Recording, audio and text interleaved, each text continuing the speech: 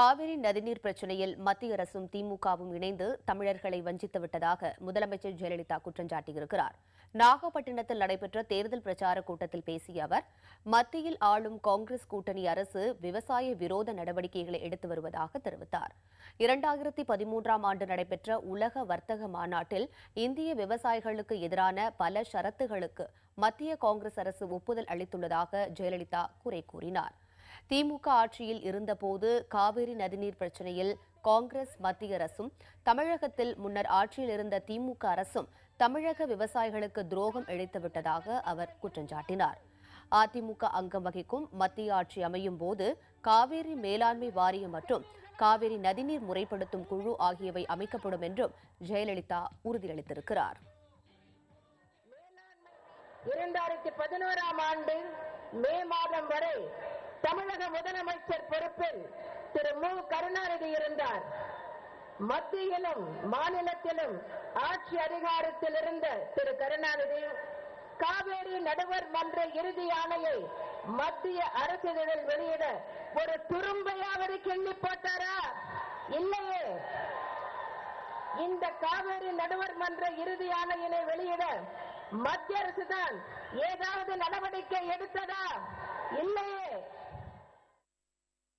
Kaveri delta பகுதிகளில் methane வாயு எடுக்கும் திட்டத்திற்கு தனியார் நிறுவனங்களுடன் புரிந்துணர்வு ஒப்பந்தம் செய்தது முந்தைய திமுக ஆட்சிதான் என்றும் ஜெயலலிதா அப்போது குற்றம் சாட்டினார்.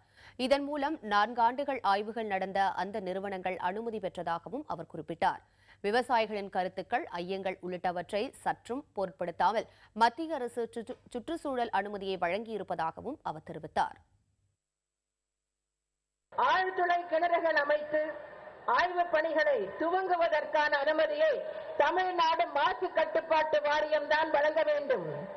2011இல் நான் முதலமைச்சரான பின்னர் இது நாள் வரை அந்த அனுமதியை நாங்கள் வழங்கவில்லை. இந்த திட்டம் நிறைவேற்றப்பட்டால் நிலத்தடி நீர் அகல பாதாளத்திற்கு சென்றுவிடக்கூடிய சூழல் ஏற்படும்.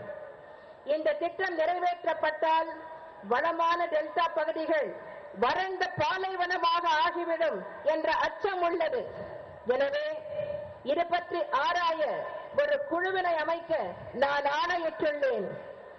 விவசாயிகளின் வீழ்ச்சியில் தொழில் வளர்ச்சியை எனது அரசு ஊக்குவிக்காது என்ற உத்தரவாதத்தை நான் உங்களுக்கு அளிக்கிறேன்.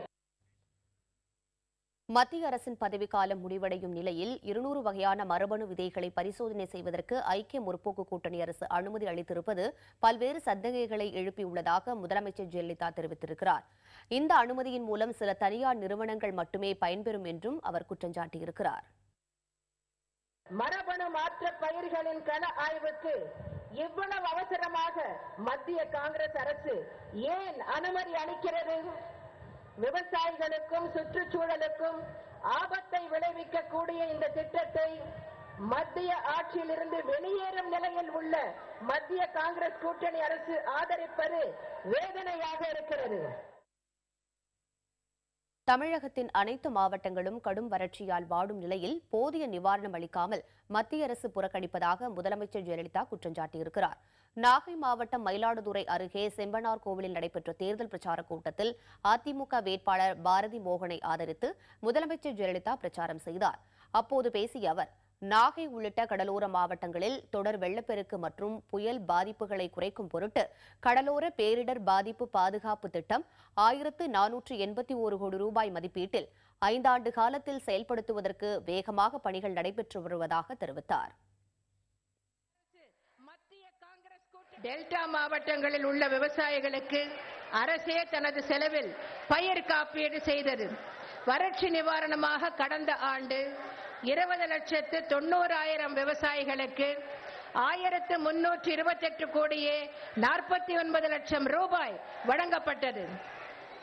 நாகப்பட்டினம் உட்பட கடலோர மாவட்டங்களில் ஏற்படும் தொடர் வெள்ளப்பெருக்கு மற்றும் புயல் ஆகியவற்றை கருத்தில் கொண்டு கடலோர பேரிடர் பாதிப்பு குறைக்கும் திட்டம் 1481 கோடி ரூபாய் மதிப்பில் 5 ஆண்டு காலத்தில் செயல்படுத்தப்பட பணிகள் துவங்கப்பட்டுள்ளன.